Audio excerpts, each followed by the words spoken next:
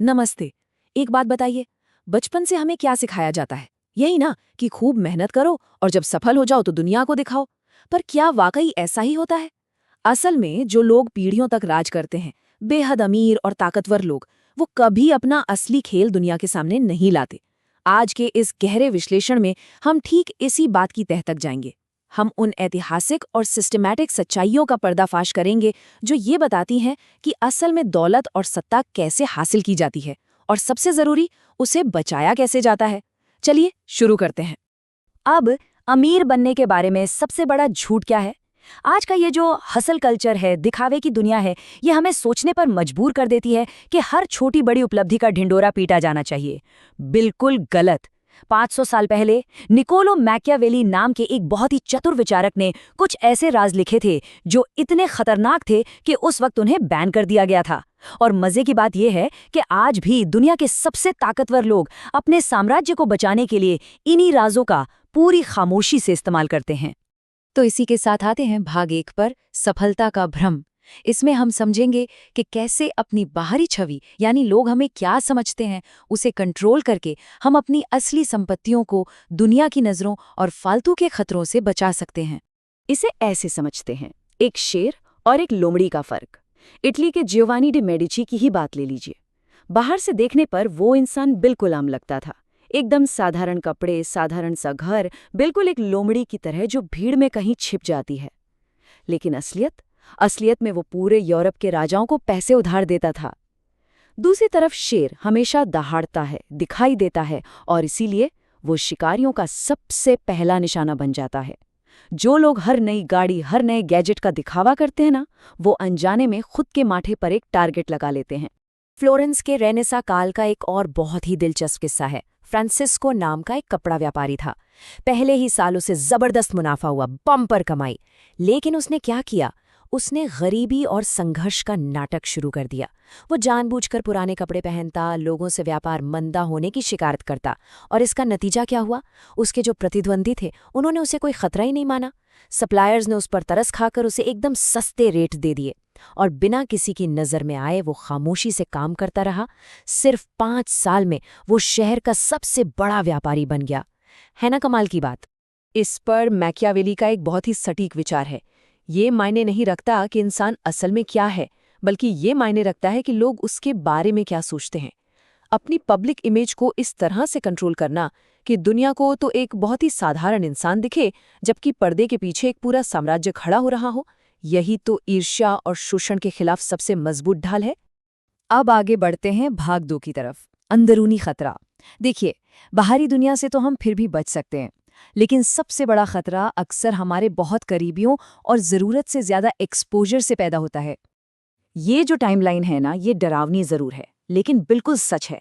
मुंबई के एक startup founder की कंपनी 100 करोड़ की हो गई। उसने खुशी में जबरदस्त जश्न मनाया और अपनी सारी की सारी रणनीतियां अपने ही कर्मचारियों के सामने खोल कर रख दी।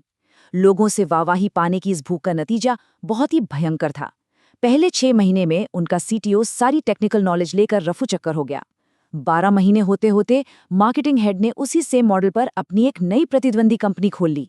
और देखते ही देखते 24 महीनों के अंदर वो 100 करोड़ की कंपनी पूरी तरह से ताश के पत्तों की तरह ढह गई। ये बात सीधे तौर पर सुन त्सु की महान फिलॉसफी से जाकर जुड़ती है। जब मजबूत हो तो कमजोर दिखो, जब कमजोर हो तो मजबूत दिखो। सफल लोग हमेशा ये पक्का करते हैं कि उनकी असली ताकत का अंदाजा दुनिया को तब तक ना लगे जब तक कि वो इतने आगे ना निकल जाएं कि उन्हें रोकना नामुमकिन हो जाए। सच तो यही है, दुनिया जिस सफलता के बारे में जानती ही नहीं, भला वो उसे रोक भी कैसे सकती है? इतिहास गवाह है कि जो सबसे ज्यादा ज्ञानी या काबिल दिखा, उसे अक्सर राजाओं ने अपने लिए खतरे के रूप में देखा और रास्ते से हटा दिया। आज के हमारे कॉर्पोरेट ऑफिसों में भी बिल्कुल यही होता है। जो सबसे स्मार्ट दिखता है ना, सारा का सारा काम उसी के सर पे मढ़ दिया जाता है और वो ऑफिस पॉलिटिक्स का सबसे पहला शिकार बनता है।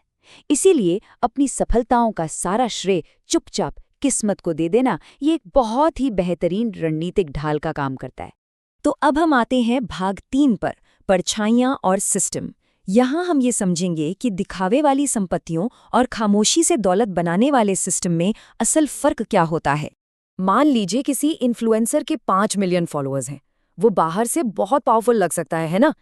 लेकिन असल में वो सिर्फ एक प्रोडक्ट है। असली ताकत तो उसके पास है जो बिल्कुल अदृश्य है, जिसका कोई पब्लिक प्रोफाइल नहीं है, लेकिन जो बैकग्राउंड से चुपचाप पैसा लगा रहा है। असली पावर हमेशा बैकग्राउंड में काम करती है, चुपचाप कई इनकम स्ट्रीम्स बनाने में और दुनिया के सामने सिर्फ अपने सबसे साधारण और उबाऊ काम को पेश करने में। और अगर ये अदृश्य सिस्टम ना होना, तो इंसान बस एक सोने के पिंजरे में कैद होकर रह जाता है। अब किसी का बहुत बड़ा बिजनेस हो सकता है या लाखों की सैलरी वाली जॉब भी हो सकती है, लेकिन अगर काम करना बंद करते ही कमाई रुक जाए, तो क्या वो इंसान सच में आज़ाद है? बिल्कुल नहीं। वो तो अपनी उस महंगी लाइफस्टाइल का खर्च उठाने के लिए हर दिन अपना समय और अपनी जिंदगी बेचने का गुलाम बन चुका है। इस फर्क को समझना शायद सबसे अहम है। स्मारक बनाम सिस्टम। इतिहास उठाकर देख लीजिए, जिन परिवारों ने सिर्फ भव्य महल बनाए, वो 2-3 पीढ़ियों में ही दिवालिया हो गए। क्यों? क्योंकि वो महल एक स्मारक थे जो लगातार उनका पैसा सोखते रहते थे। इसके उलट जिन परिवारों ने व्यापार मार्ग बनाए, सिस्टम बनाए, वो आज भी ताकतवर हैं। एक फरारी खरीदना पैसा सोखने वाला स्मारक है, लेकिन एक डिविडेंड पोर्टफोलियो बनाना, वो एक सिस्टम है। एक ऐसा सिस्टम जो हमारे सोते हुए भी खामोशी से दौलत बनाता रहता है। और यही हमें ले आता है भाग 4 पर, सत्ता का धैर्य। रातों रात अमीर बनने का शोर कैसे विनाशकारी होता है और पीढ़ियों तक टिकने वाली दौलत में धैर्य का क्या काम है, आइए इसे जरा करीब से देखते हैं। 2017 के बिटकॉइन बूम का ये चौंकाने वाला उदाहरण ही ले लीजिए। सिर्फ 60 दिनों के अंदर 1 लाख रुपए बढ़कर 5 लाख हो गए। भाई साहब ने उत्साह में आकर सारे स्क्रीनशॉट्स ऑनलाइन शेयर कर दिए। लेकिन फिर क्या हुआ? 70वें दिन तक रिश्तेदारों के फोन घनघनाने लगे पैसे मांगने के लिए, और साथ ही टैक्स डिपार्टमेंट के नोटिस भी आ गए। स्ट्रेस का लेवल इतना ज्यादा बढ़ गया कि 90वें दिन तक घबराहट में सब कुछ औने पौने दाम में बेचना पड़ा। जब अचानक आई दौलत का शोर मचाया जाता है ना, तो वो तुरंत अपने ही विनाश को बुलावा दे देती है।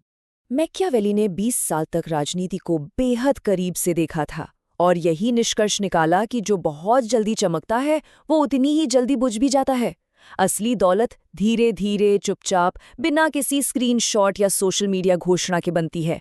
धैर्य रखना कोई कमजोरी नहीं है, बल्कि ये पीढ़ियों तक टिकने वाली दौलत बनाने की सबसे अचूक और सोची समझी रणनीति है। और अब हमारा अंतिम भाग, दौलत खामोश होती है। यहाँ हम देखेंगे अमीर दिखने और असल में अमीर होने के बीच का वो सबसे बड़ा फर्क। जरा इस नंबर पर गौर कीजिए, $58 बिलियन, यानी 5800 करोड़ डॉलर से भी ज्यादा की रकम। ये दुनिया के सबसे अमीर लोगों में से एक की नेटवर्थ थी। लेकिन उनका जीवन जीने का तरीका इस विशाल नंबर के बिल्कुल उलट था। ये व्यक्ति कोई और नहीं बल्कि आइकिया के फाउंडर इंगवार कंप्राड थे।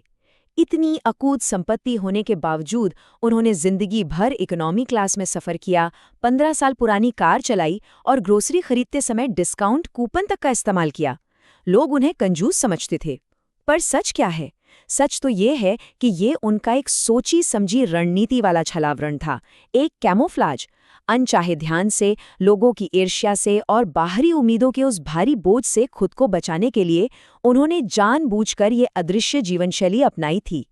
और बस यहीं से निकल कर आता है इस पूरी फिलॉसफी का सबसे बड़ा सार। पैसा शोर मचाता है, लेकिन दौलत हमेशा खामोश रहती है। जो लोग सच में अमीर होते हैं ना, उन्हें किसी भी ऑडियंस के लिए दिखावा करने की कोई ज़रूरत महसूस नहीं होती। वो अपने बनाए हुए साम्राज्य की सुरक्षित छांव में रहना पसंद करते हैं। उन्हें इस दुनिया को कुछ भी साबित नहीं करना होता। तो हम इस विश्लेषण को एक बहुत ही गहरे और थोड़े चुभने वाले सवाल के साथ खत्म करते हैं। जो समय, जो ऊर्जा आज लगाई जा रही है, क्या वो भविष्य में सिर्फ पैसा खाने वाला एक दिखावटी स्मारक बनाएगी, या फिर एक ऐसा खामोश, मजबूत सिस्टम जो आने वाली पीढ़ियों तक दौलत पैदा करेगा? इसका चुनाव पूरी तरह से हमारे अपने हाथों में है।